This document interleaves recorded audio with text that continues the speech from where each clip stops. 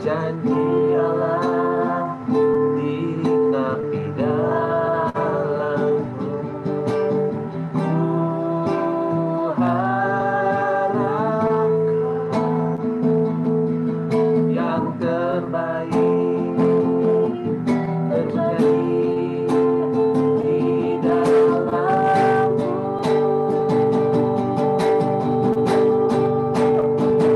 Yang ku tahu senjata seturut firman-Nya bagi kemuliaan-Nya, yang ku yakin Dia sediakan seturut kasih-Nya bagiku.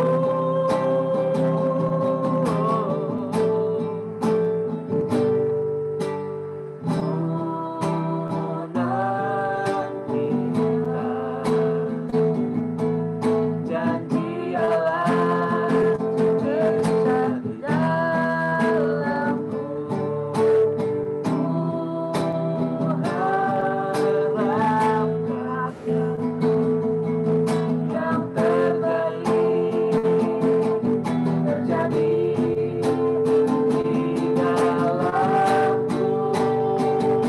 Yang ku tahu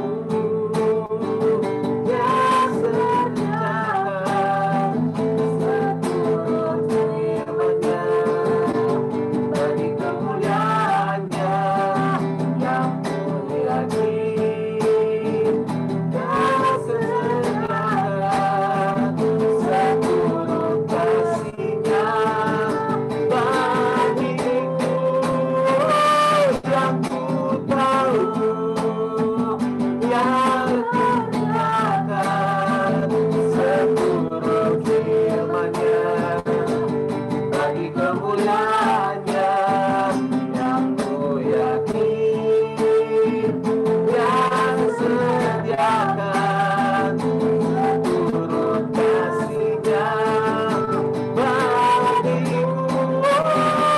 Yang ku tahu yang kerjakan seturut firman-Nya bagi kemuliaan-Nya, yang ku yakin yang sediakan seturut kasih-Nya bagiku.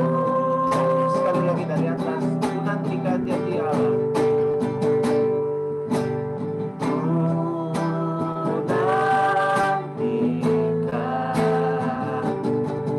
Janji Allah dinapi dalamku, ku harapkan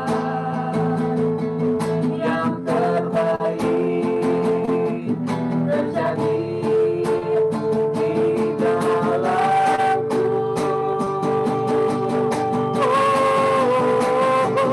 Yang ku tahu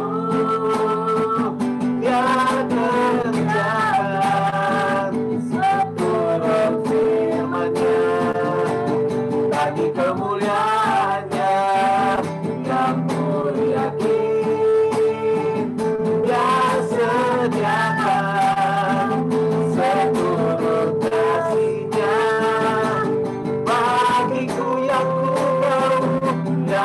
ku tahu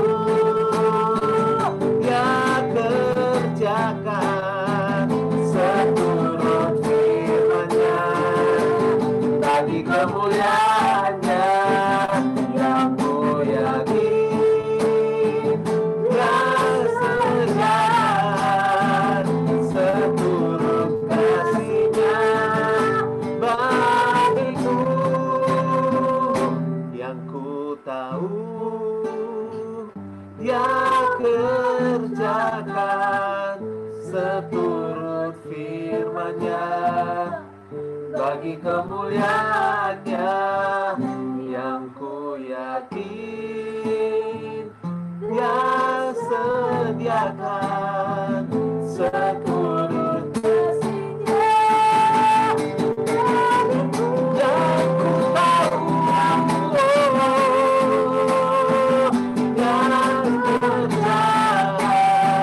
seturut firman-Nya bagi kemuliaannya yang ku yakin. Dia sediakan seturut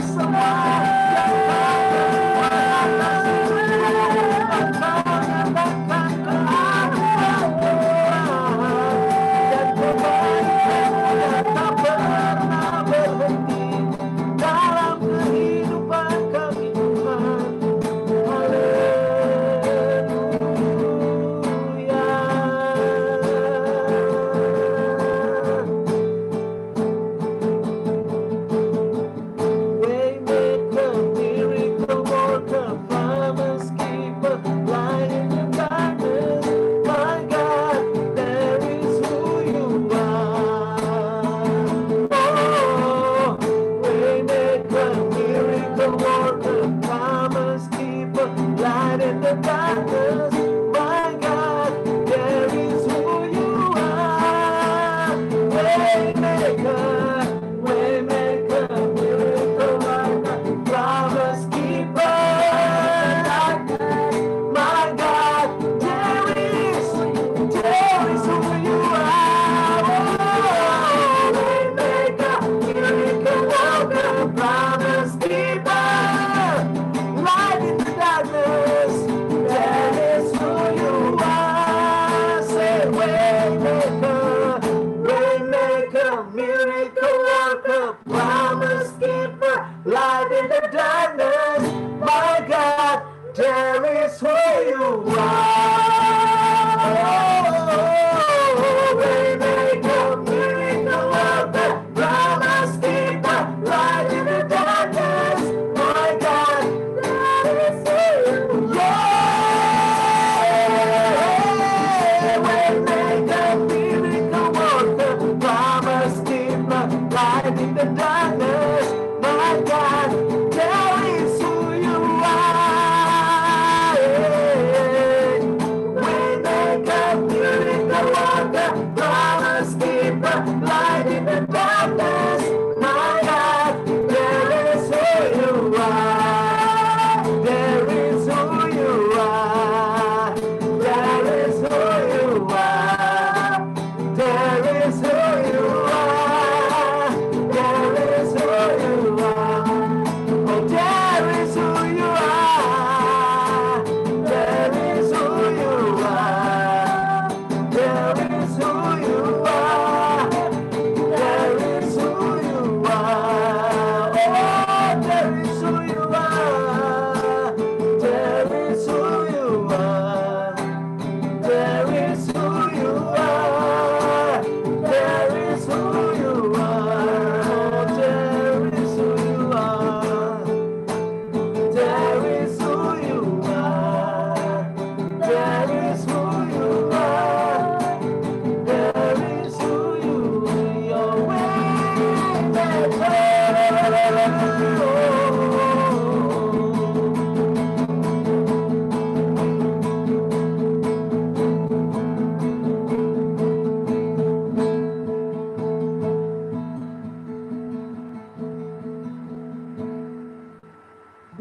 Waymaker, miracle worker, promise keeper, light in the darkness, my God, that is who you are. Waymaker, miracle worker, promise keeper, light in the darkness, my God, that is who you are.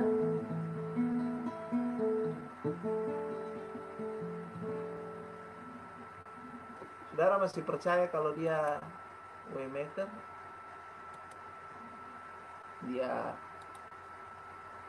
Dia yang membuat jalan. Kenapa dia pembuat jalan? Karena dia adalah jalan. Dia adalah jalan itu sendiri. Dia adalah jalan. Makanya dia disebut waymaker. Saya dan saudara tidak bisa buat jalan. Saya dan saudara tidak bisa buat. Kita hanyalah orang yang memfasilitasi orang untuk bertemu pada jalan yang sejati. Nah, yang buat jalan itu adalah Tuhan. Sebab apa? Sebab dia memang jalan. Dia berkata, Yohanes 14 ayat 6, selalu jadi favorit saya, bahwa aku adalah jalan dan kebenaran dan kehidupan. Tidak ada seorang pun yang dapat datang kepada Bapa kalau tidak melalui aku yang adalah jalan. Karena aku adalah jalan, maka aku mampu membuat kamu melintasi segala hal. Bahkan pemazmur berkata, sekalipun lewat jalan kekelaman sekalipun lewat jalan kekelaman, you can find the way. Kamu bisa menemukan jalan. Kenapa? Karena ya dia yang adalah jalan itu yang telah melintasinya. Yesus yang adalah jalan itu, dia telah melintasi semua hal. Dia lintasi semua hal. Dia lintasi mulai dari yang memungkinkan untuk dilintasi, sampai kemudian yang tidak memungkinkan untuk dilintasi. Dia lintasi semua. Tujuannya cuma satu, supaya semua orang yang beriman kepadanya kemudian juga akan punya akan punya kesempatan, akan punya ability, kemampuan untuk melintasi. Melintasi. Makanya Daud kemudian bilang, biar saya lewat di lembah kekelaman sekalipun, biar memang saya jalan kekelaman, walaupun saya lewat jalan kekelaman, tapi saya tidak akan takut. Karena apa? Karena dia yang adalah jalan itu beserta dengan kita. Pagi hari ini, saya mau menawarkan kepada saudara untuk melewati jalan itu. Dan kebetulan Yesus tidak kebetulan juga, bukan kebetulan. Tidak kebetulan Yesus berkata bahwa jalan yang dia sediakan buat saya dan saudara itu sebenarnya jalan yang sempit. Jalan yang sempit. Sama-sama saudara bilang jalan yang sempit. Saudara bilang saja dari rumah, jalan yang sempit. Jalan yang sempit. Mari buka bersama saya Matius pasal 7.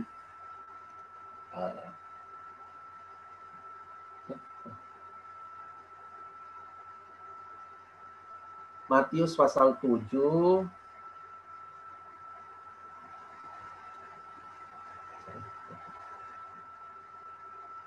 Matius pasal 7 ayat 12 sampai 14. Matius pasal 7 ayat 12 sampai 14. Segala sesuatu yang kamu kehendaki supaya orang perbuat kepadamu, perbuatlah demikian juga kepada mereka. Itulah isi seluruh hukum Taurat dan kitab para nabi. Nah, ayat 13. Masuklah melalui pintu yang sesak itu. Karena lebarlah pintu dan luaslah jalan yang menuju kepada kebinasaan. Dan banyak orang yang masuk melaluinya. Karena sesaklah pintu dan sempitlah jalan menuju kepada kehidupan. Dan sedikit orang yang mendapatinya. Perhatikan baik-baik, ada 2 pintu di situ. Pintu pertama itu Tuhan tidak sarankan. Dia tidak suggest kita untuk memilih pintu itu. Karena perintahnya di ayat 13 dia bilang, kamu harus masuk di pintu yang sesak. Herannya waktu dia bilang kamu masuk di pintu yang sesak, alasan pertamanya adalah ini. Karena lebarlah pintu yang lain. Gitu dia. Ada pintu yang lain memang lebar. Ini lucu untuk bahasa untuk bahasa promosi, advertising. Ini kan lucu sekali. Dia bilang, masuk nih di pintu yang sesak. Karena ada pintu yang lebih lebar dan lebih luas. Kita kan ini manusia cenderung suka lihat sesuatu yang lebih besar. Ya kan? Saya yakin salah satu alasan saudara percaya kepada Tuhan karena begini. Karena Tuhan menjanjikan kepada saya hal-hal yang besar. Iya, gitu kan, suka begitu tuh. Ide-ide besar, luas, ya. Tuhan meluaskan daerahku, ya, doa ya best. Kita suka sekali itu ide menjadi besar. Saya tidak bilang itu berdosa juga, enggak. Tapi kan memang manusiawi, kita suka sama ide yang besar-besar, yang luas-luas. Kita juga selalu pengen punya rumah misalnya yang lebih luas. Satu kali juga punya mobil yang bisa juga lebih luas. Satu kali juga punya motor yang agak lebih besar-besar sedikit supaya katanya bisa bonceng 3. Macam-macam lah. Pokoknya kita ini suka yang lebar, luas, yang lebih lega. Lalu kemudian Tuhan bilang, memang ada pintu yang lebih lebar, my friend. Ada jalan yang lebih luas. Tapi jalan itu menuju pada kebinasaan. Nah, ini yang lucu. Dan banyak orang yang masuk melaluinya. Banyak orang. Banyak orang. Oke?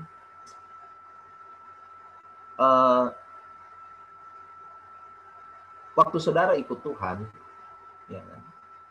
Ekspektasi kita pertama kali waktu ikut Tuhan itu pasti adalah hal-hal terbanyak ya. Terbanyak itu adalah hal-hal yang saya mention tadi, besar dan luas. Kita dalam harapan kita mengikut Tuhan, kita juga berdoa supaya cita-cita saya, masa depan saya, rencana-rencana saya itu luas, lebar. Karena kita suka selalu ada kelegaan, yaitu ada space untuk kita lebih berkembang. Makanya kemudian sangat masuk akal sekali kalau kemudian orang memang memilih pintu ini. Dan Tuhan Yesus juga mengerti bahwa memang lebih banyak orang yang masuk lewat pintu yang lebar. Beberapa orang telah pergi meninggalkan keluarganya atas nama meraih kebahagiaan hidup. Ya, kita tahu itu.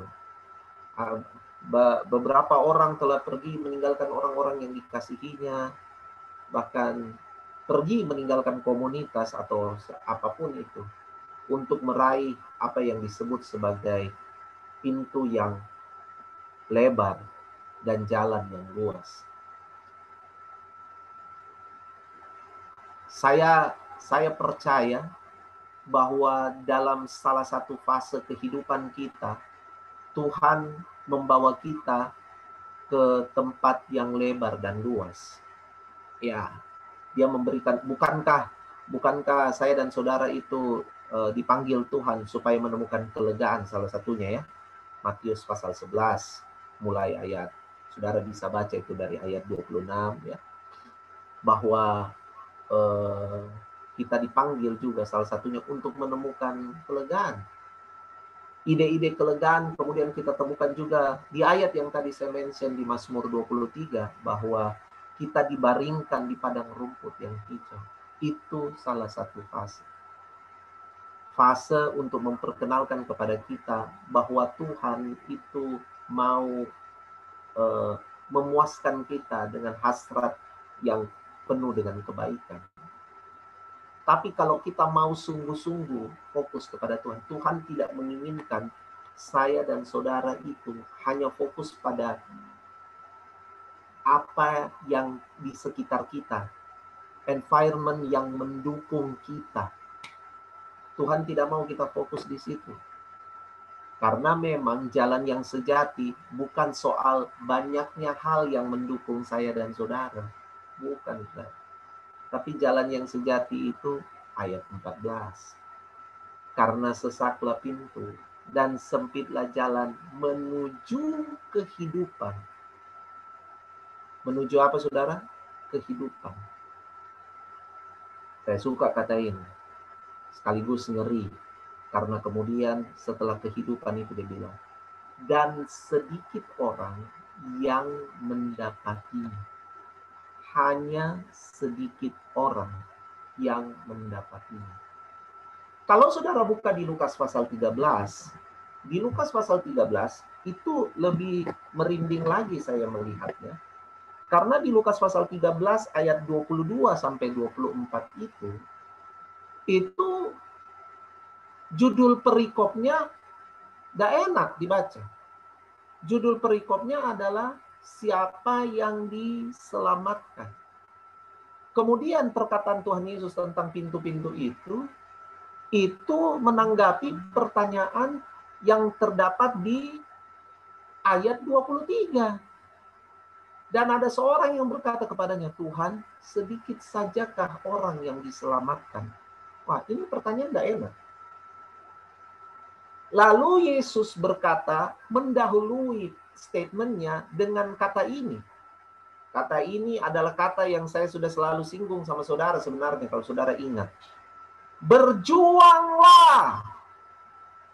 Berjuanglah. Saudara ingat bahwa di dalam surat Petrus berkata bahwa keinginan daging itu berjuang melawan jiwa. Ingat ya? Keinginan daging itu berjuang. Bayangkan loh saudara, keinginan daging itu berjuang. Keinginan daging itu berjuang. Kita sudah tahu bahwa keinginan daging itu adalah hal yang berbahaya. 1 Yohanes 2 ayat 16 berkata bahwa ada 3 hal kan yang sangat berbahaya bagi manusia, yaitu keinginan daging, keinginan mata, dan keangkuhan hidup. Dalam bahasa Inggris lebih jelas, hawa nafsu daging, hawa nafsu mata. Nah, itu lebih kasar lagi sebenarnya, lebih mengerikan. Nah, hawa nafsu ini dia berjuang. Nah, makanya Yesus bilang, kamu juga harus berjuang. Beberapa hamba Tuhan berkata, bilang begini, ini dulu, waktu Yesus belum disalib. Waktu Yesus belum disalib, makanya kita disuruh berjuang-berjuang. Setelah Yesus disalib, sudah tidak ada lagi perjuangan. Semua Yesus sudah selesai. Saudara lupa bahwa yang selesai itu Yesus. Ente dan saya belum selesai, my friend. Iyalah, kita belum selesai. Yang selesai itu Yesus. Yesus bilang, it's finished, it is done. Dia sudah selesai. Sekarang di dalam apa yang dia selesaikan itu, kita hidup di dalamnya. Itu dia. Nah, kita hidup di dalamnya itu kita mesti apa? Berjuang. Berjuang. Nah, dinamika di pintu yang sempit itu yang pertama adalah berjuang. Berjuang. Ini yang tidak enak. Karena kemudian di bagian akhir ayat 24 dikatakan, banyak orang akan berusaha masuk, tetapi tidak akan dapat. Banyak orang. Ini Tuhan Yesus berkata begini. Banyak orang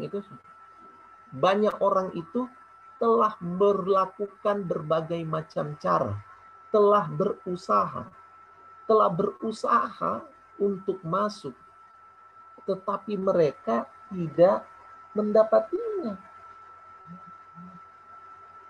Jadi ternyata pintu yang sempit, jalan yang sempit, pintu yang sesak itu banyak orang yang tidak mendapatinya. Kenapa tidak mendapatinya?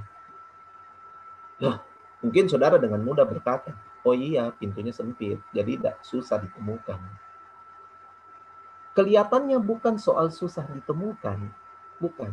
Karena Tuhan Yesus bilang, banyak orang berjuang, banyak orang berusaha. Kalau Lukas pasal 13 tadi bilang, banyak orang berusaha. Artinya banyak orang berusaha untuk menemukan pintu itu, tapi nggak dapat. Nggak dapat. Mereka berusaha tapi tidak dapat. Nah, dinamika pertama dari pintu dan jalan yang sempit adalah berjuang. Kita harus berjuang. Seperti keinginan daging kita yang berjuang melawan jiwa, maka kita pun juga harus berjuang untuk ada di pintu yang sempit dan jalan yang sesak itu. Pintu yang sesak, jalan yang sempit itu.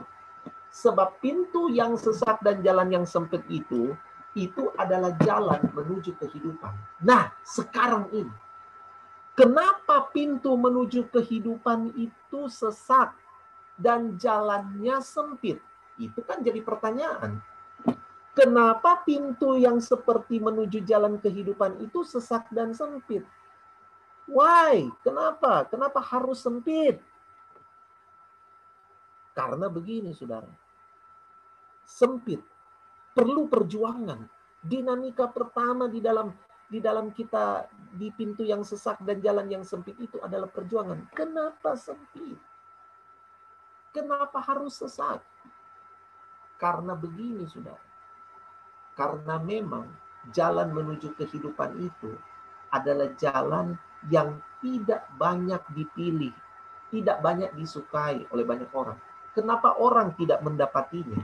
Bukan karena dia tidak ditemukan, tapi karena orang semua berpikir bahwa itu terlalu susah. Orang semua berpikir bahwa jalan menuju kehidupan itu terlalu ideal. Saya kasih contoh saja sama saudara. Tidak ada orang yang kemudian, saya yakin semua orang kalau ditanya begini, mana lebih mudah, jujur atau bohong? Semua orang pasti cepat jawab, bohong lebih mudah. Ya kan? Semua orang pasti lebih mudah. Mana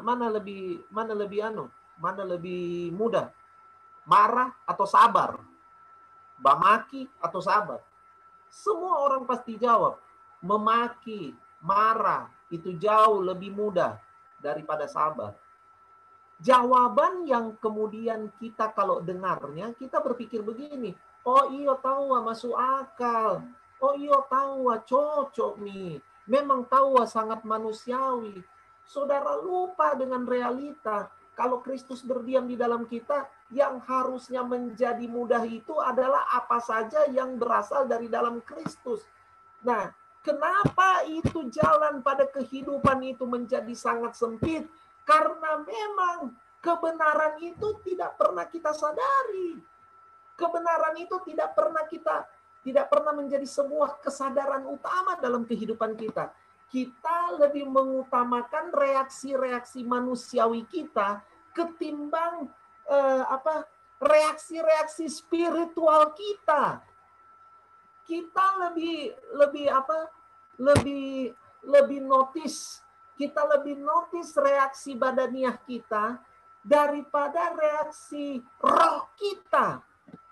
Makanya kemudian kita berpikir bahwa oh memang alamiah kalau kita begini, alamiah Pak kalau kita kayak kemarin tadi malam kita night devotion. Tadi malam kita naik devotion itu dibilang apa? Orang bilang begini, wajar nih tahu dia ceraikan tahu suaminya, dia kasih tinggal suaminya, ke suaminya tahu begitu. Jadi wajar nih, wajar nih tuh dia kasih tinggal di istrinya, ke istrinya tahu begitu, wajar nih. Wajar nih tuh anak lari dari rumah, ke orang tuanya kayak begitu, jadi wajar nih tahu ke orang tuanya modelnya kayak begitu, siapa juga yang tahan. Nah kita kemudian hidup dalam kewajaran ini.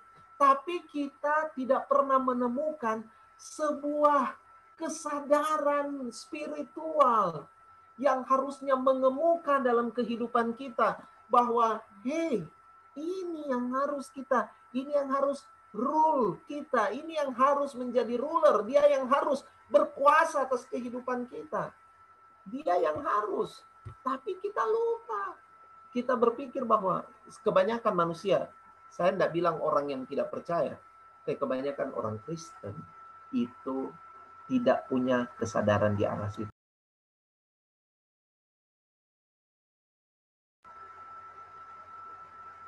Itu seperti itu, saudara. Nah, makanya jalan pada kehidupan itu sempit. Makanya sempit. Nah, itu coba contoh bagian depan. Tapi itu cuma fakta bagian depannya saja. Tapi ada fakta di bagian terdalamnya. Fakta bagian dalam itu adalah begini. Karena manusia jarang sekali memilih untuk menghabiskan waktunya berjalan bersama Tuhan.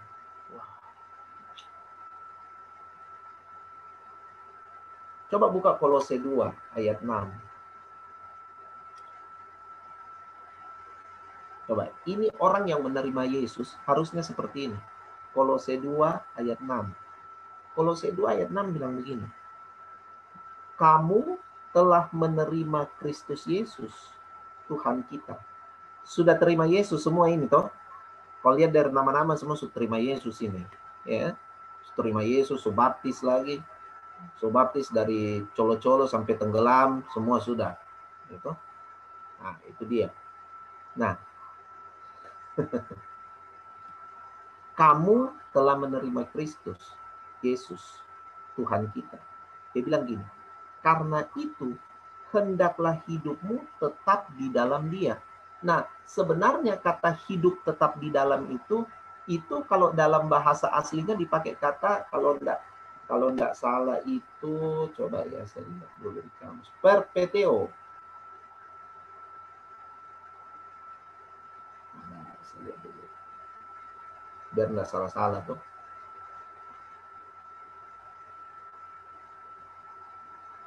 Kalau C2 ayat 2.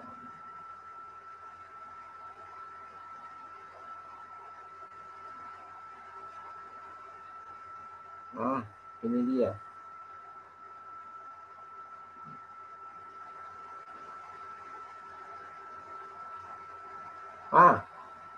Peripateo. Bahasa aslinya itu peripateo. Peripateo itu artinya begini. Walk, berjalan. Berjalan. Jadi kalau kamu sudah di dalam Kristus, kamu harus walk with Him. Kamu harus peripateo. Kamu harus berjalan bersama Dia. Itu berjalan itu serius, saudara. Berjalan itu menunjukkan ada aktivitas. Ada aktivitas. Artinya begini, saudara dengan Tuhan itu beraktivitas bersama. Peripateo, ada aktivitas bersama antara Anda dengan Tuhan. Bukan Anda sendiri. Kita kan kebanyakan begini aktivitasnya kita. Kita sendiri, nanti mentok, baru cari Tuhan. Kita sendiri, nanti susah, baru menangis cari Tuhan. Kita sendiri, nanti panik, baru cari Tuhan. Bagus kalau masih cari Tuhan, panik. Kalau tidak cari Tuhan lagi, aduh, so lebih soe. Tapi kita itu begitu kebiasaan. Kebiasaan semua orang seperti itu. Nanti Tuhan itu pada saat kita membentur tembok, baru Tuhan. Kita tidak pernah peripateo, kita tidak pernah walk with Him, berjalan bersama Dia, beraktivitas bersama Dia. Ini sesuatu yang yang sangat jarang dipilih oleh orang-orang percaya. Kita lebih suka memilih jalan yang kebanyakan orang lakukan. Kita jalan sendiri dulu, nanti kalau kita buntu, kita membentur tembok, baru kita cari Tuhan. Nanti kalau kita panik, nanti kita ini, baru kita berseru, Tuhan, Tuhan, gitu kan. Tapi kita tidak terbiasa untuk peripateo itu tadi. Berjalan bersama Dia. Berjalan, saudara. Nah, ini dinamika jalan yang sempit yang membuat orang itu tidak bisa menemukan jalan yang sempit itu. Kenapa tidak ditemukan? Karena memang tidak membangun kebiasaan untuk berjalan bersama. Tidak membangun kebiasaan untuk berjalan bersama. Nah, sekarang coba lihat, mengapa kita harus berjalan bersama? Mengapa harus peripateo? Karena memang pernyataan iman kita itu harus seperti itu. Roma 10 ayat 9 sampai 10 berkata. Roma 10, coba lihat Roma 10.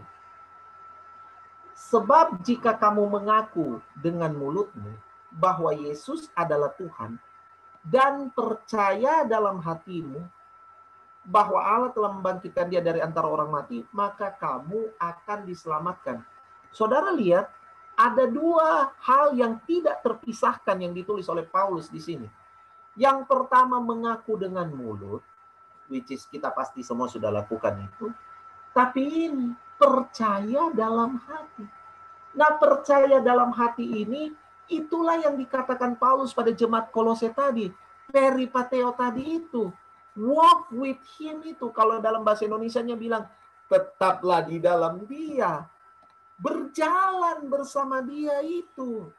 Itu dia. Percaya di dalam hati. Percaya di dalam hati itu berarti itu jadi dinamika pribadi saya dan saudara. Kalau percaya dalam hati itu sudah sampai pada taraf seperti ini.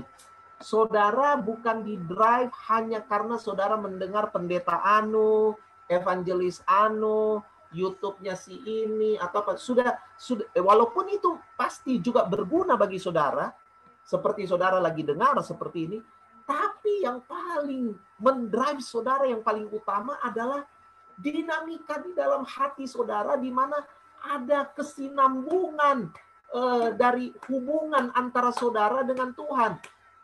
Relasi antara saudara dengan Tuhan itu konsisten, berkesinambungan terus. Itu sebenarnya yang diharapkan. Saudara, kalau saudara ikuti kitab Mazmur, saudara baca Mazmur, saya selama beberapa waktu ini ada di Night Devotion, saya cuma menyadari hal ini. Bahwa di Mazmur itu, Daud itu selalu mendemonstrasikan bagaimana dia berjalan bersama Tuhan. Itu dinamika yang penting. Nah, di dalam berjalan bersama dengan Tuhan, apa yang saudara harus tajamkan? Mendengar suaranya. Mendengar suara Tuhan. Tajamkan telinga saudara. Hai anak-anak warriors, saya mau bilang pada kalian, Daud bisa menjadi orang yang unggul karena dengar suara Tuhan. Kalau kalian tanya, bagaimana? Saya tidak bisa dengar suara Tuhan. Saya mau bilang pada saudara, kalau saudara hari ini tidak latih telinga saudara untuk dengar suara Tuhan, maka akan ada suara lain yang bicara buat saudara. Dan banyak suara setiap hari, setiap menit, setiap detik, itu bersuara dalam telinga saudara. Itu banyak. Banyak. Nah, kalau saudara tidak melatih diri kita untuk mendengar suara Tuhan, maka kamu akan selalu tersedia untuk mendengar suara-suara di luar daripada suara Tuhan. Makanya salah satu hal yang paling penting di dalam beraktivitas berjalan bersama Bapa itu adalah dengar suaranya. Dengar suaranya. Dengar suaranya. Karena waktu kamu, ingat, waktu kita hidup di dalam budaya ini, Alkitab berjanji bahwa kamu ternyata orang-orang yang diselamatkan itu adalah orang yang hidup di dalam budaya ini. Itu yang menerima selamat. Itu yang menerima selamat. Minta maaf, tapi ini firman Tuhan. Siapa yang diselamatkan? Mereka yang tidak memisahkan mengaku dengan mulut dan percaya dalam hati. Mereka yang melakukan keduanya. Kalau mereka hanya melakukan salah satunya, mereka tidak akan menemukan selamat itu. Apakah sebenarnya selamat itu? Selamat itu kalau dalam Kamus Besar Bahasa Indonesia itu punya arti begini. Selamat tiba sampai di tujuan. Saya sudah ajar pada saudara, tujuan kita apa? Tujuan kita bukan apa, tujuan kita itu siapa. Kalau bicara tujuan hidup, bukan bicara apa, tapi bicara siapa. Jadi siapa tujuan hidup saudara? Yesus Tuhan. Karena hanya di dalam Dia terkandung semua perencanaan, kehendak yang harus tersedia dalam kehidupan saya dan saudara. Itu tujuan kita. Makanya kata selamat itu begini, saya jadi mengerti. Dan harusnya saudara memahami begini, bahwa keselamatan itu adalah sampai kepada Yesus. Sampai kepada Yesus, itu selamat. Nah, kalau kita tidak percaya di dalam hati, kita tidak selamat, saudara. Kita tidak selamat. Kalau saudara tidak terbiasa peripateo, tidak terbiasa berjalan bersama Tuhan, kamu tidak selamat. Karena selamat itu adalah tiba dengan selamat pada tujuan. Tujuan kita Yesus. Iya kan? Coba saudara buka Yohanes pasal 14. Yohanes pasal 14 itu Tuhan Yesus bilang gini. Ini selalu jadi ayat favorit saya. Yohanes pasal 14.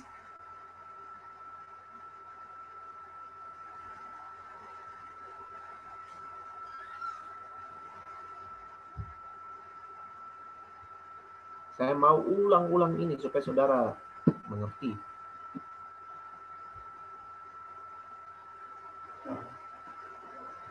Ayat 3. Dan apabila aku telah pergi ke situ dan telah menyediakan tempat bagimu, aku akan datang kembali dan membawa kamu ke tempatku. Supaya, tujuannya, lihat tujuan Tuhan Yesus. Supaya di tempat di mana aku berada, kamu pun berada. Berarti selamat itu adalah begini. Kita bersama-sama dengan Tuhan. Itu keinginan Tuhan loh. Supaya di mana dia berada, kita juga ada.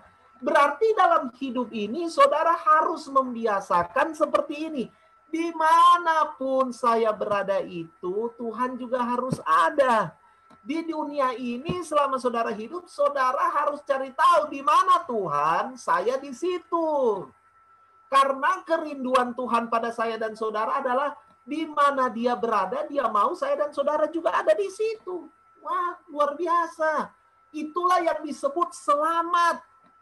Selamat itu adalah di mana Kristus ada, di situ kita ada. Kalau saudara tidak membangun budaya ini sejak kita masih hidup di dunia ini, maka nanti saudara tidak akan terbiasa. Saudara pasti tidak akan, saya minta maaf, saya mau bilang begini bahkan ketika Tuhan tawarkan sorga pada saudara, saudara pasti tidak akan mau pergi ke sana. Kenapa? Karena saudara tidak terbiasa. Saudara tidak terbiasa di mana dia berada, saya juga ada. Tidak terbiasa. Makanya kalau mau selamat, ya harus punya budaya ini. Ingat baik-baik, saya mulai dengan pertanyaan di Lukas pasal 13. Siapakah yang diselamatkan? Yang diselamatkan itu adalah yang di mana Yesus ada, dia ada. Nah, mari pertegas lagi. Ini ayat-ayat yang saya sudah selalu bagikan buat saudara. Yohanes 17 ayat 3. Yohanes 17 ayat 3 bilang apa? Yohanes 17 ayat 3 bilang, inilah hidup yang kekal itu. Kita kan mengerti hidup yang kekal itu apa coba? Hidup yang kekal itu masuk surga. Kan kita begitu. Padahal hidup yang kekal itu apa? Hidup yang kekal itu adalah mengenal engkau satu-satunya Allah yang benar. Mengenal. Kata mengenal bahasa aslinya, bahasa Yunaninya di situ apa? Ginosko. Kita sudah tahu itu. Atau bahasa Ibraninya yada. Dua-duanya punya arti yang sama. Hubungan dalam dimensi yang terdalam. Hubungan dalam dimensi yang terintim. Yada dan diginosko juga digambarkan sebagai hubungan intim suami istri. Bayangkan itu, mengenal Tuhan itu seperti itu. Nah, jadi begini saudara. Yang saudara harus bangun adalah berjuang. Berjuang untuk punya budaya terkoneksi selalu dengan Tuhan. Nah, kalau saudara sudah punya budaya percaya dalam hati ini, yang dimana saudara punya dinamika pribadi dengan Tuhan, saudara akan lihat apa yang Tuhan kerjakan bagi saudara. Luar biasa, saudara.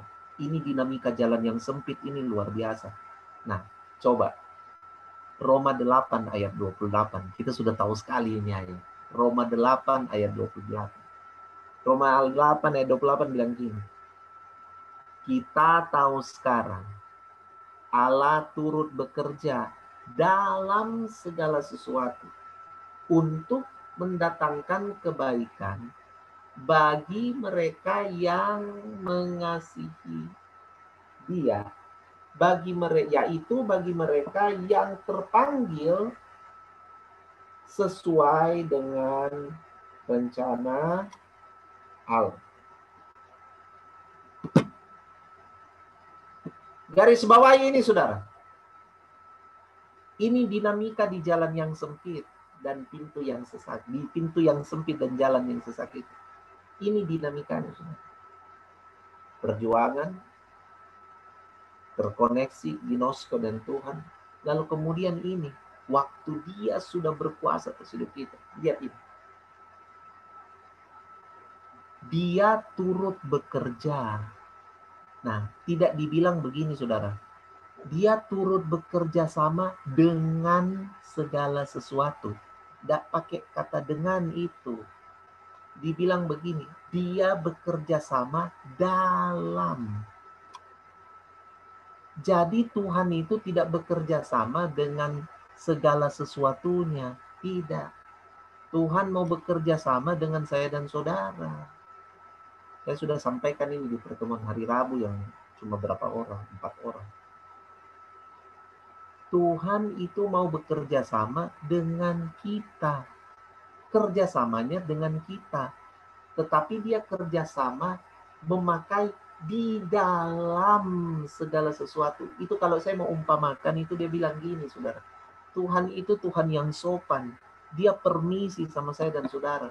Itu seakan-akan dia ngomong begini, Gianina, permisi, saya mau bekerja sama dengan dirimu. Bolehkah saya masuk di dalam segala sesuatu yang kamu sedang alami ini? Boleh saya masuk di dalam? Saya permisi masuk di dalam ya, supaya saya bisa kerjasama dengan kau. Harry, permisi Harry. Harry lagi segala sesuatunya Harry ini sekarang lagi sakit. Tuhan tiba-tiba minta permisi, Tuhan bilang begini, Harry, boleh beta mau kerjasama dengan Ale dulu, tapi beta mau permisi masuk di dalam Ale pun segala sesuatu itu, beta mau masuk akan dulu, supaya beta bisa kerjasama dengan saya. Weh. Dia mau masuk bekerja sama di dalam segala sesuatu. Segala sesuatunya saudara itu apa? Segala sesuatu saudara itu bisa saja yang baik, bisa saja yang tidak baik. Bisa saja yang menguntungkan, bisa saja yang merugikan. Bisa saja yang menggembirakan, bisa saja yang menyedihkan. Tapi pokoknya Tuhan itu permisi sama saya dan saudara. Ini dinamika jalan yang sempit, saudara. Di jalan yang sempit itu Tuhan permisi sama orang-orang yang ada di jalan yang sempit untuk bilang begini. Tante Jenny lagi susah kan? Saya permisi mau masuk itu di dalam segala sesuatunya itu supaya kita bisa kerjasama ya. Kan Tuhan kerjasamanya bukan pada masalah saudara. Dia kerjasama sama saudara. Dia kerjasama sama kita. Dia kerjasama sama pribadi. Tapi dia mau nimbrung di dalam segala sesuatu yang saudara alami itu. Tujuannya cuma supaya begini. Supaya saudara melihat Tuhan. Menemukan dia di dalam segala sesuatu itu. Bukankah dia baik sekali? Ini yang saudara lihat sebenarnya dari kitab Mazmur. Bagaimana Tuhan itu Daud gambarkan selalu permisi sama Daud dan bilang begini, segala sesuatumu itu sini nih, saya kerjasama di dalam. Saya masuk di dalam ya, tapi supaya saya bisa kerjasama dengan kamu. Wah, luar biasa saudara. Luar biasa. Jadi Tuhan itu bukan dia yang mendatangkan segala sesuatu, bukan. Tapi dia mau kerjasama. Dia mau kerjasama dengan saudara. Kerjasama ini tujuannya adalah mendatangkan kebaikan. Jadi kalau Harry dalam keadaan yang sakit ini, Tuhan minta permisi sama Harry mau masuk di dalam keadaan Harry sekarang ini supaya bisa kerjasama dengan Harry. Tujuannya adalah supaya Harry mengalami kebaikan. Supaya Harry mengalami kebaikan Tuhan. Segala sesuatu itu dia masuk permisi sama saudara di dalamnya. Tujuannya adalah begini, supaya kamu baik-baik, kasihan. Supaya kasihan. Rafael minta permisi ya. Saya boleh masuk tidak di dalam Rafael punya segala sesuatu. Kita kerjasama ya Rafael. Supaya apa? Supaya kamu baik-baik. Wow.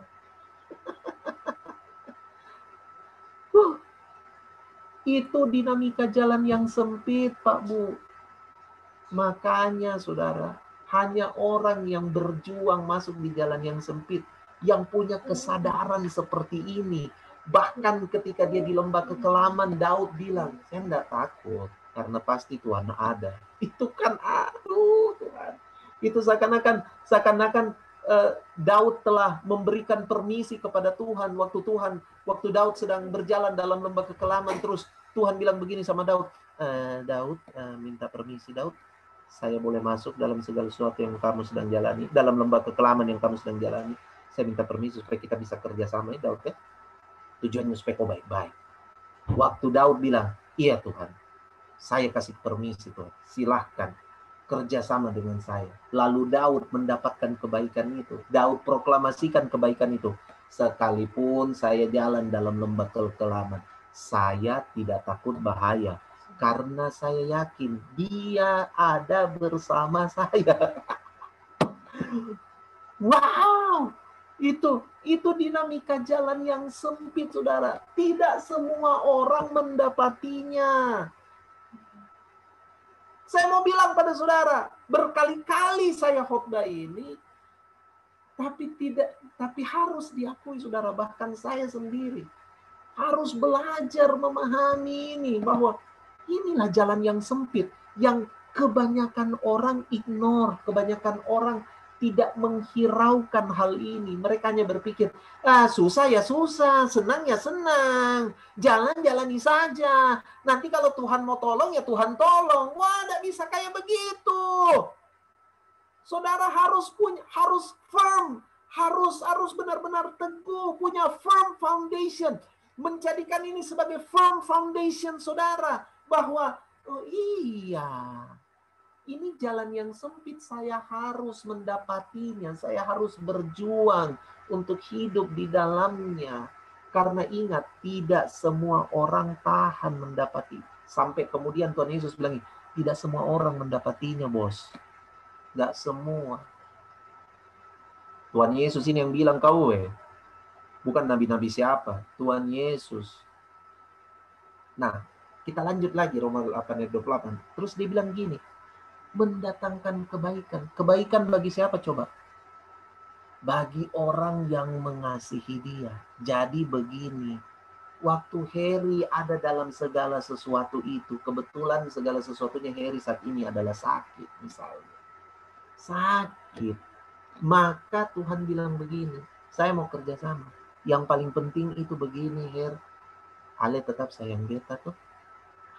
Itu sudah. Tuhan itu mau memastikan, kita memberi permisi sama Tuhan itu, kita memberikan permission kita kepada Tuhan itu dengan cara begini. Memastikan ketika kita ada dalam segala sesuatu itu, saya tetap mengasihimu Tuhan. Nah, saya tidak berhenti di situ, karena yang mengasihi itu didefinisikan lagi oleh Rasul Paulus. Didefinisikan begini. Siapakah yang mengasihi Tuhan itu?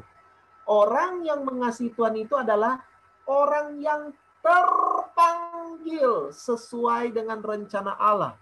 Wah, saya suka kata terpanggil. Kalau terpanggil itu berarti begini Pak Bu, itu bukan dipanggil. Beda itu kalau saya bilang gini, Matthew, itu Matthew datang ke saya, itu berarti Matthew dipanggil oleh saya. Nah, itu dia. Banyak yang dipanggil kan? Banyak yang dipanggil kata Tuhan. Sedikit yang dipilih. Siapakah yang dipilih itu? Yang terpanggil. Nah, terpanggil itu begini. Saya nggak manggil-manggil Matthew, tapi Matthew tiba-tiba datang sama saya. Papi Chen, tiba-tiba dia begitu. Dia datang sama saya tanpa saya panggil. Itu menggambarkan Matthew itu terpanggil untuk pergi ke saya. Tanpa saya memanggil. Siapakah yang mengasihi Tuhan? Yang mengasihi Tuhan adalah mereka yang punya inisiatif, terpanggil. Mereka yang memiliki inisiatif untuk datang. Mereka yang memiliki inisiatif. Orang yang mengasihi Tuhan adalah orang yang selalu berinisiatif. Lagi-lagi setelah membaca kitab Mazmur beberapa malam ini, saya melihat Daud itu punya inisiatif. Dia selalu berinisiatif. Inisiatif yang bikin saya setiap malam meneteskan air mata setiap membaca kitab Mazmur. Karena apa? Karena Daud itu dengan Tuhan dia berinisiatif. Saudara kalau baca ya, kalau saudara baca, saudara akan menangkap kesan ini. Bahwa Daud itu, dia tidak pernah sembarang ngomong ke orang. Dia tidak pernah melontarkan apa yang dia rasakan ke orang secara langsung. Dia lontarkan dulu ke Tuhan. Nah, ingat cerita ini tidak? Saya bilang ini di Night Devotion. Ingat cerita ini tidak? Waktu dia dikudeta sama anaknya Absalom. Sepanjang jalan ada seorang tua, masih kerabat dari keluarga Saul. Tentu punya kepahitan sama Daud kan. Namanya Simei bin Gera. Simei bin Gera ini sepanjang jalan ketika Daud keluar dari Yerusalem. Simei bin Gera sepanjang jalan mengutuki Daud. Sepanjang jalan, saudara. Ini raja loh, saudara. Ini raja dikutuki. Dikutuki sama rakyat.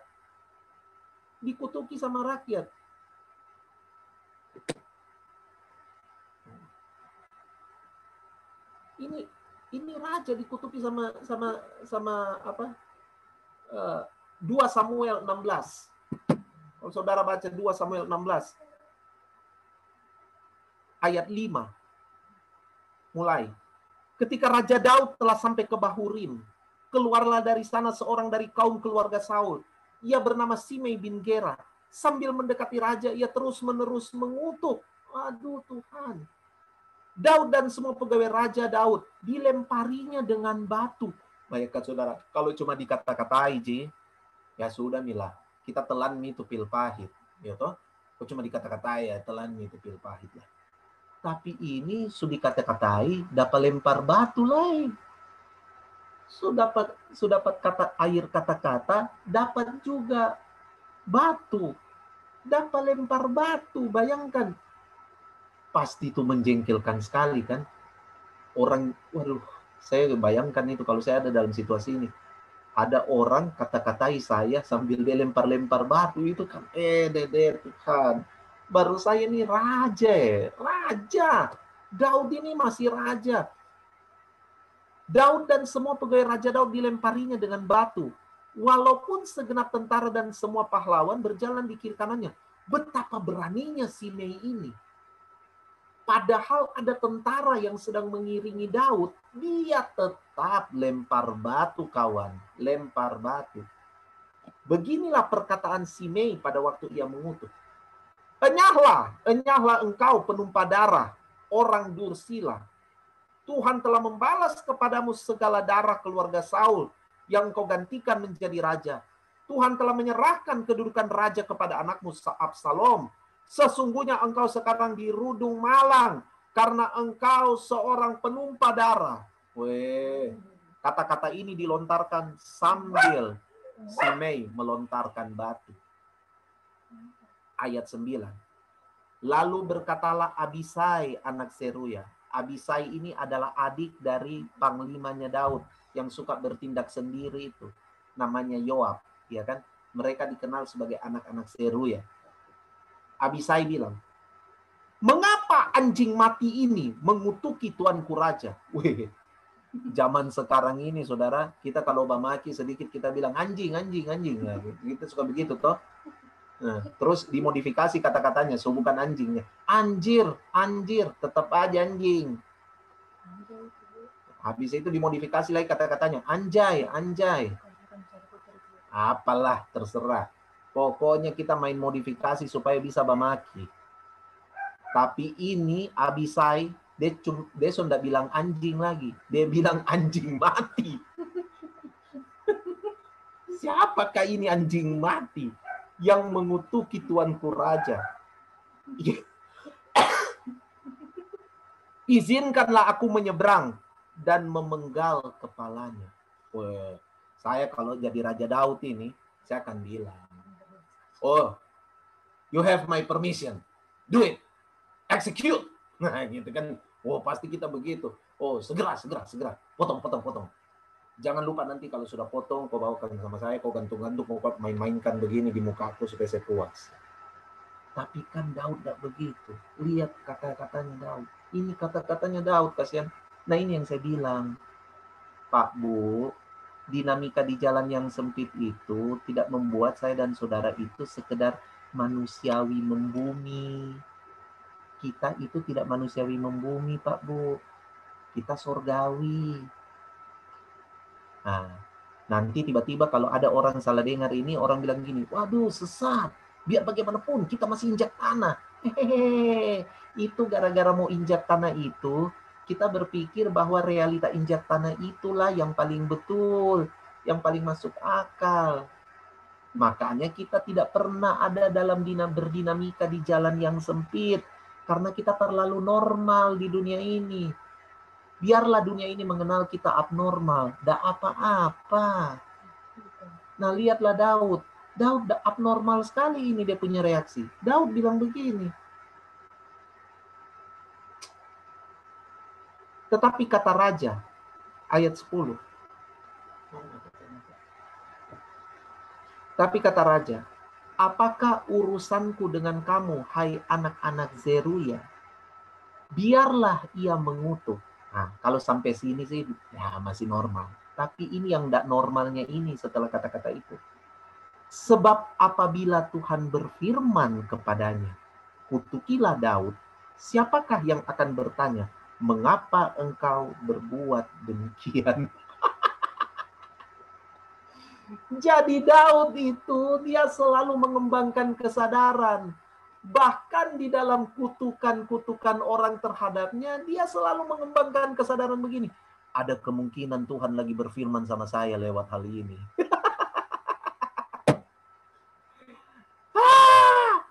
Dan normal itu. Tapi jangan, tidak normal.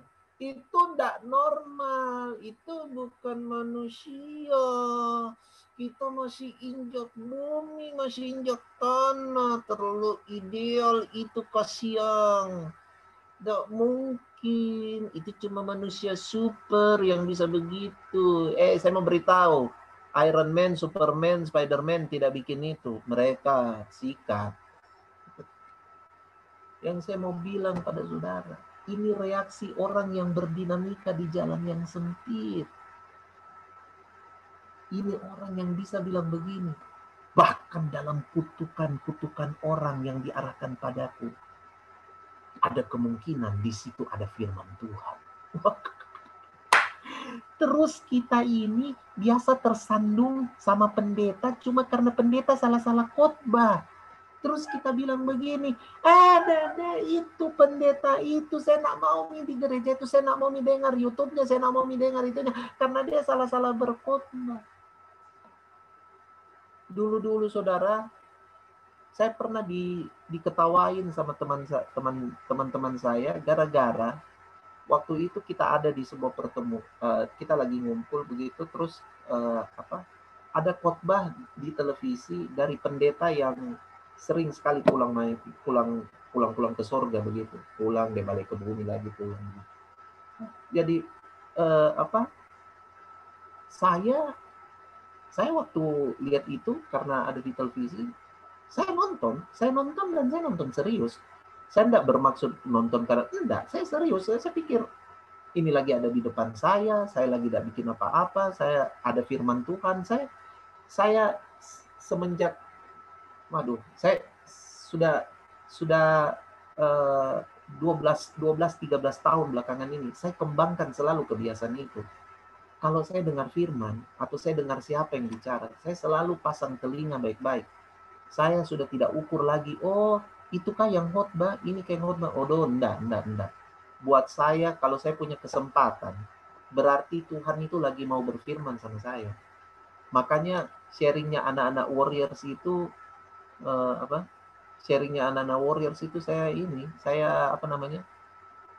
sharingnya siapa saja saya dengar, saya pasang telinga baik-baik, saya dengar, karena Tuhan berfirman.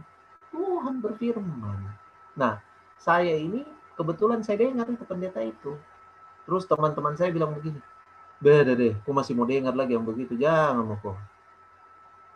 Yang mau dengar itu kasih mati itu televisi. No. Saya lagi di sini, pas dia lagi ada kemungkinan Tuhan menyatakan sesuatu buat saya. Saya dengar saja. Ada apa? Ya memang sih dia ada hobi suka naik turun surga, tapi saya tidak peduli dengan hobinya itu, ya terserah dia. Tapi saya mau dengar saja. Didengar. Iya kan? Dengar saja. Ada yang bilang begini, nanti kita disesatkan. Nah, itulah kalau tidak punya dinamika di jalan yang sempit. Tidak pernah punya hubungan pribadi dengan Tuhan. Maka ketakutannya adalah begini, nanti kita disesatkan. Susah mau itu. Tidak kemana-mana. Itu. Daud itu bahkan dalam perkataan-perkataan kutukan, dia bilang begini, siapa tahu Tuhan lagi berfirman ini kau Jadi jangan kau macam-macam sama ini si Mei. Biar nih dia mengutuk. Siapa tahu ini ada firman Tuhan. Daud bilang gini, siapakah yang akan bertanya mengapa engkau berbuat demikian? Kalau Tuhan berfirman kepadanya, Tuhan berfirman katanya ke sama si Mei, kutukilah Daud.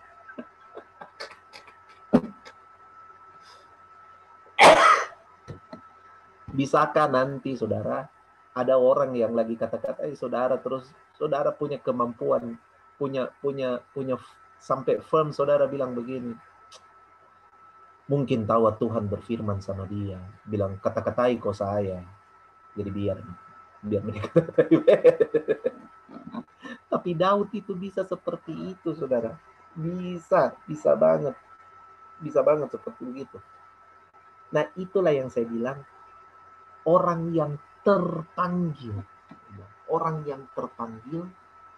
sesuai dengan rencana Allah. Nah, dinamika di jalan yang sempit itu begini saudara, kamu mengasihi dia itu berarti kamu terpanggil, kamu berinisiatif, kamu selalu notice Tuhan itu sedang berbicara, menyampaikan sesuatu pada kamu dalam segala situasi, dalam segala keadaan. Inisiatif, terpanggil. Lalu kemudian begini, orang yang terpanggil apa?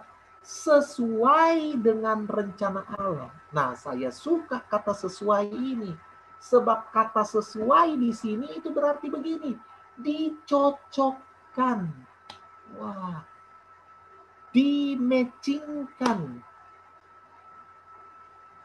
Cocok dengan rencana Allah. Itu dia. Bersesuaian berarti selaras, berjalan bersama. Kembali muncul itu peripateo itu tadi. Walk, berjalan bersama. Walk with him, walk together. Berjalan bersama. Jadi dia bilang gini, orang yang mengasihi dia itu adalah orang yang punya inisiatif untuk dicocokkan dengan semua kehendak Allah. Kalau saya mau baca ayat itu seperti itu. Orang yang mengasihi dia itu adalah orang yang berinisiatif, memiliki inisiatif untuk dicocokkan, diselaraskan, dimatchingkan dengan apa saja yang Tuhan mau. Wow! Berarti kalau kita mengasihi Tuhan ini dinamika jalan yang sempit. Kalau kita mengasihi Tuhan, kita itu tersedia, berinisiatif untuk kita itu sampai bilang begini, cocokkan misalnya Tuhan dalam apa saja yang kau mau. Jadi keadaan kita, segala sesuatu kita itu adalah kesempatan untuk kita diselaraskan dengan apa saja yang Tuhan mau. Ih, luar biasa enggak itu saudara? Segala sesuatunya kita itu, ketika Tuhan masuk di dalamnya, bekerja sama dengan dia, dia akan membuat kita disesuaikan, dicocokkan dengan apa saja yang Tuhan sukai. Wah, kamu akan dicocokkan dengan apa saja yang menjadi suka-sukanya Tuhan. Itu luar biasa, saudara.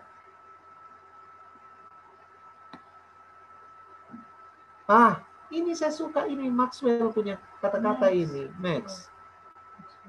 Tuhan bisa berbicara lewat musuh, dan iblis bisa berbicara lewat teman. Betul, nak? Iya. Tuhan itu bisa bicara lewat musuh. Nah, yang gilanya iblis bicara lewat teman.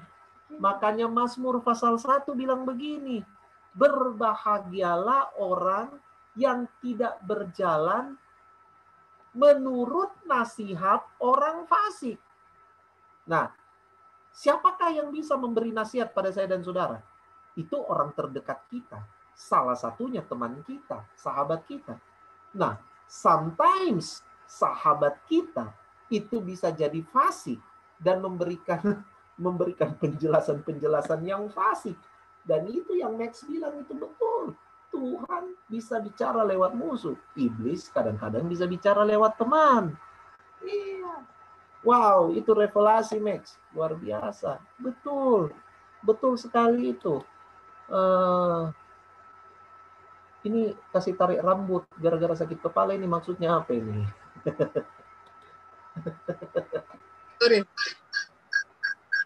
Nah, jadi, nah itu dia yang terpanggil dimatchingkan dengan kesukaan Allah. Wih, luar biasa saudara. Ini dinamika jalan yang sempit. Makanya saya mau bilang begini Pak Bu. Itulah sebabnya anak-anak semua, itulah sebabnya kenapa Tuhan Yesus berkata, banyak orang tidak mendapatinya karena memang hanya orang-orang yang mau dicocokkan dengan kesukaan Allah saja yang bisa ada di sini. Nah, kebanyakan orang tidak suka dicocokkan dengan kesukaan Allah. Karena apa? Karena kita masih suka kesukaan kita sendiri. Iya. Contoh sederhana, berdoa, baca Alkitab, merenung firman Tuhan. Belum menjadi kesukaan. Waduh, ya itulah contoh sederhana. Bagaimana? Nah, kita harus punya inisiatif untuk dicocokkan dengan apa saja yang disukai itu. Nah, saya tidak perpanjang firman Tuhan. Masih ada beberapa lagi sebenarnya yang saya mau sampaikan, tapi nanti saja. Saya berhenti sampai di sini. Cuma untuk bilang sama saudara, mari saudara, kita berdinamika di jalan yang sempit. Kita berdinamika di jalan yang sempit. Ya. Di dalam dunia, lagu sekolah minggu kan bilang, di dalam dunia ada dua jalan, lebar dan sempit, mana kau pilih? Nah, Tuhan Yesus itu sudah bilang, masuklah melalui pintu yang sempit itu. Masuk, dia mau bilang begini, pilih kau itu berdinamika sama saya. Wah, pilih kau berjalan bersama saya. Pilih kau berperipateo bersama dengan saya. Nah, saya tutup dengan cerita ini. Ini sebenarnya saya dengar, saya waktu dengar pertama kali ini, saya tuh menangis sambil ketawa, atau ketawa sambil menangis. Pokoknya terseduh-seduh saya, tapi terbahak-bahak juga saya. Bukan. Saya bukan ketawa yang sampai keluar air mata, bukan. Saya menangis terseduh-seduh memang, tapi sambil ketawa. Jadi saya dengar itu hari Papi Jo, Kak Jo ya, Jonathan Patesi. Waktu itu saya baru mulai pelayanan. Saya baru mulai pelayanan.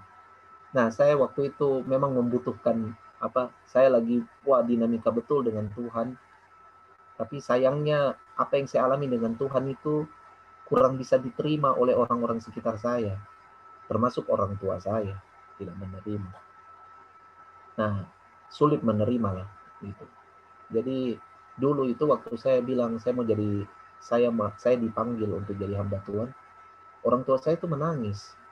Jangan salah saudara, bukan menangis terharu, tapi menangis sedih. Jadi mereka menangis. Nah, sudahlah. Nah, kemudian saya dengar, ini saya baru kenal-kenal, baru tahu-tahu Jonathan Patiasina ini. Saya baru tahu-tahu Jonathan Patiasina. Nah, ini Kak Jo khotbah. Waktu itu di Philadelphia, di gereja Philadelphia. Nah, dia khotbah ini, kemudian waktu saya kenal dia, akhirnya saya mengenal dia. Saya kan kenal Kak Jo sebelum saya mengenal adiknya toh. Sebelum saya mengenal adiknya itu, yang adalah istri saya itu. Jadi saya belum kenal. Nah, kemudian waktu saya kenal dia cerita pribadi ini, perumpamaan ini. Jadi Kak Jo itu mengimajinasikan tentang Henokh. Nah, Anda dan saya sudah tahu kan, dalam kitab Kejadian itu, Henokh itu cuma ditulis seperti ini. Dan Henokh hidup bergaul dengan Allah selama beberapa ratus tahun, sampai kemudian ia tidak ada lagi. Lebih baik kita baca ayatnya. Saya suka sekali tuh baca ayat itu di Kejadian.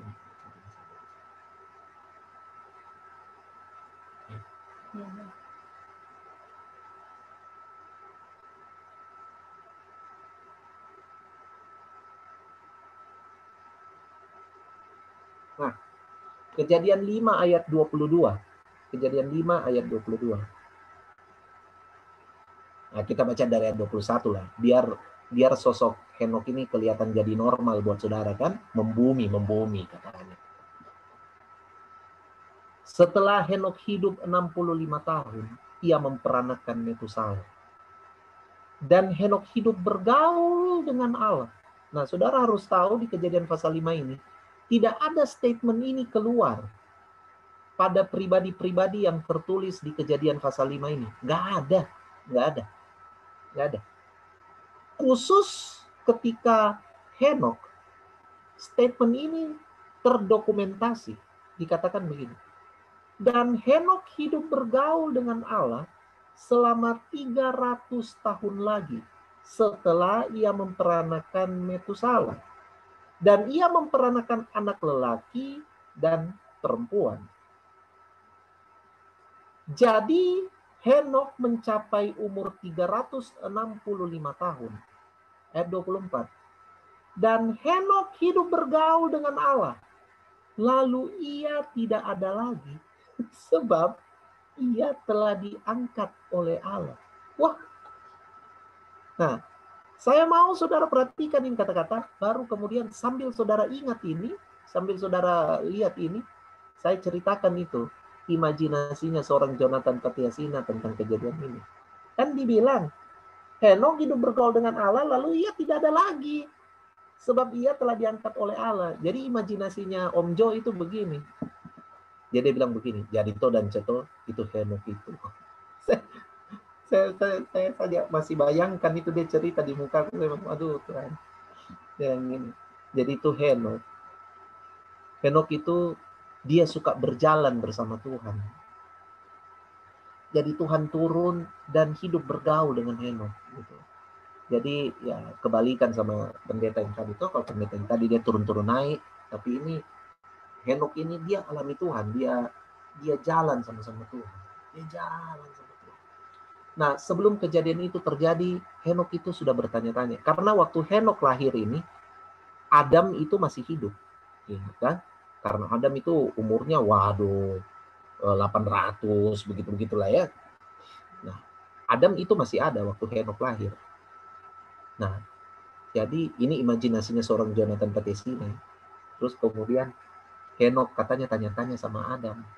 Henokh tanya, opa tua. Cerita dulu sedikit kak tentang Tuhan itu. Kan opa tua dulu hidup di taman toh. Selalu katanya, Yona. Jadi Adam bercerita. Dulu tuh tiap sore, pagi, pentua sudah datang, Tuhan sudah datang, begitu. Masuk di Taman Eden. Terus kita bercerita, katong semua bercerita dengan dia. Ngobrol-ngobrol. Enak. Wah, dia enak sekali diajak ngobrol. Waduh, luar biasa. Hidup di taman itu yang paling enak sudah itu. Waktu dia datang itu sudah paling sedap itu. Waktu yang paling sedap itu. Kita rasa itu kalau angin sepoi-sepoi itu di taman itu, Antua ada datang nih.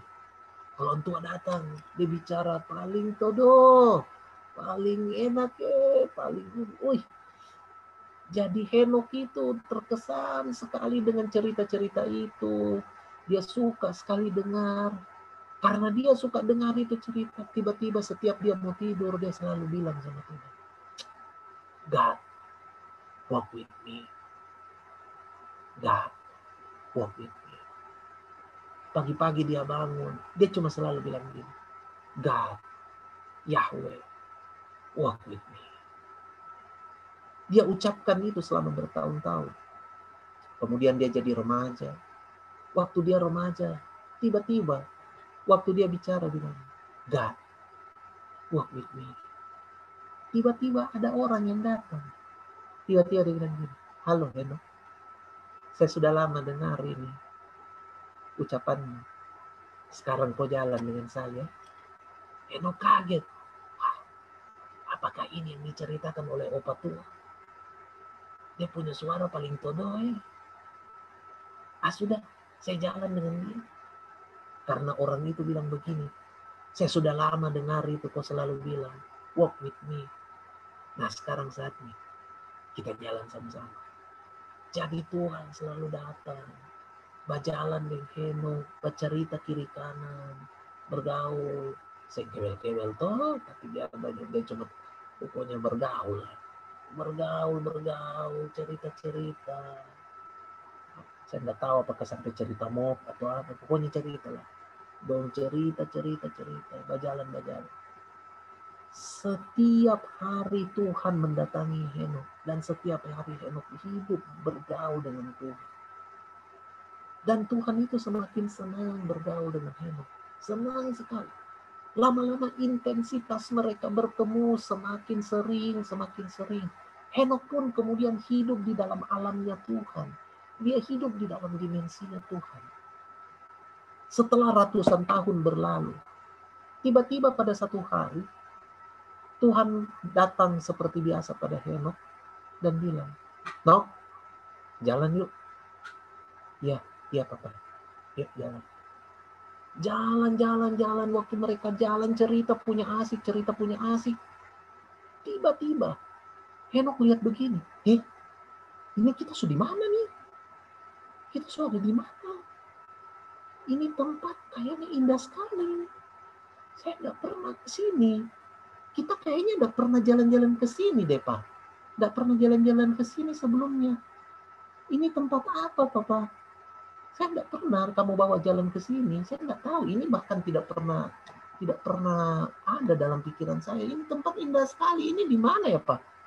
Terus Tuhan kata dengan malu-malu begitu toh. Tuhan dengan malu-malu langsung Tuhan begini. Aduh, bagaimana caranya ya? Begini, Nok. Saya cuma rasa ini senang sekali bergaul dengan kamu. Senang sekali bercerita dengan kamu, Nok. Jadi begini, Nok. Aduh, bagaimana caranya bilangnya? Bilang saja, Papa. Kenapa? Ada apakah ini? Nah, begini, Nok. Ini yang kita ada sekarang ini tempatku. Iya. Kau sudah di tempatmu lagi. Kau sudah di bumi. Ini tempatku. Oh, pantasan indah. Iya. Tapi kenapa kau bawa saya ke sini? Ya, begini, Nok. Karena saya suka sekali bergaul dengan kau. Saya suka sekali dekat dengan kau. Jadi saya mau di tempat di mana saya ada, kau juga ada. Jadi, here's today, kamu ada di tempatku. Kamu di sini, Mina, jangan pulang. Di tempatku, sama-sama. Supaya di mana saya ada, kau juga ada. Saya pengen kau ada. Henok bilang, sounds good. Oke. Saya di sini mau saja. Lagian di sini indah. Jangan bisa pulang. Cocok nih, Pak. Cocok nih, Papa. Terima kasih.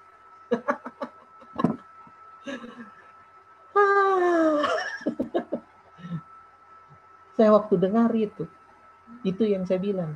Saya ketawa terbahak-bahak, tapi saya menangis juga tersuduh-suduh. Saya cuma pikir begini, wow.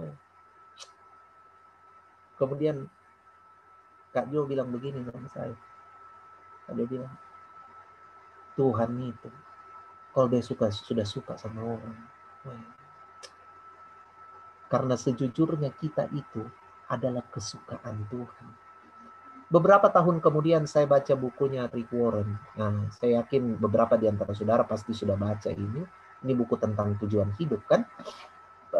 Purpose driven of life. Ya kan? Rick Warren pakai kalimat ini. Rick Warren bilang begini. Kamu diciptakan untuk kesukaan Allah. Karena kamu adalah kesukaan Allah. Jadi waktu saya baca itu, saya ingat lagi itu imajinasi Papi Jo tentang kisahnya Henok. Saya langsung bilang, iya. Raja Daud bilang, Mazmur 139 berkata bahwa dia menenun kita. Wah, hanya Anda dan saya loh saudara, hanya manusia yang ditenun oleh Tuhan, ciptaan yang ditenun. Matahari yang sangat perkasa itu tidak ditenun oleh Tuhan. Bulan bintang yang sangat luar biasa itu tidak ditenun oleh Tuhan. Semua pohon, semua binatang yang begitu hebat yang kalian lihat, itu tidak ditenun oleh Tuhan. Hanya manusialah yang ditenun oleh Tuhan. Kenapa dia menenun saya dan saudara? Alasannya sederhana. Dia suka saya dan saudara. Karena saya dan saudara itu adalah, karena manusia itu adalah kesukaannya. Favorite creature. Kesukaannya. Rick Warren bilang, kamu diciptakan untuk menjadi kesukaan Allah. Karena kamu adalah kesukaan Allah. Wow.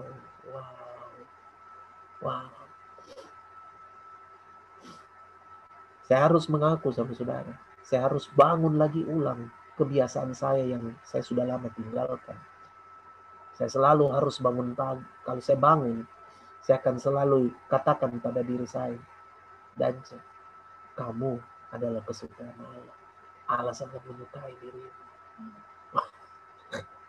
Itu bukan perkataan sombong. Itu memperkatakan fakta. Iblis harus dengar itu setiap hari. Telingamu harus dengar itu setiap hari. Bahwa kamu adalah kesukaan Allah. Kamu adalah favoritnya Tuhan. Ya. Kita akan perjamuan kudus. Siapkan perjamuan kudus saudara. Siapkan perjamuan saudara. Mari datang padanya bukan dengan kebiasaan.